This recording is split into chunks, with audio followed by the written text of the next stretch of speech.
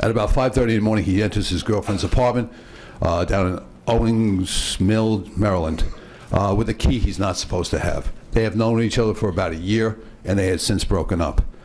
She is confronted by his ex-girlfriend, and an argument ensues. That ex-girlfriend calls her mother on her phone, and the mother overhears part of the argument.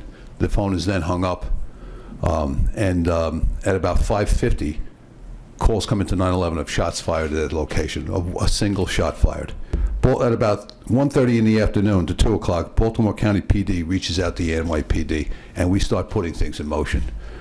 They fax us a copy of events on this individual, and we start going through notifications process. Contemporaneous to that is when he commits the homicide of the 2 officers.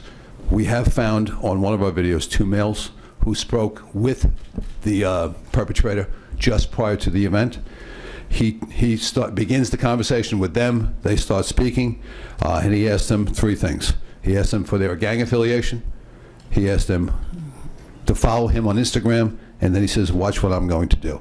He then walks northbound on Tompkins, past the 2 officers in the car, circles back around, goes across the street, and comes up behind the officers. We're trying to get his movements, and we can get most of his movements, but we have a gap from about 12:07 in the afternoon to the time of occurrence, which is 14:47 military time. It's about 2 hours and 40 minutes that we haven't accounted for yet. And that's going to be some video collection and appeal to the public, if anybody's seen this individual,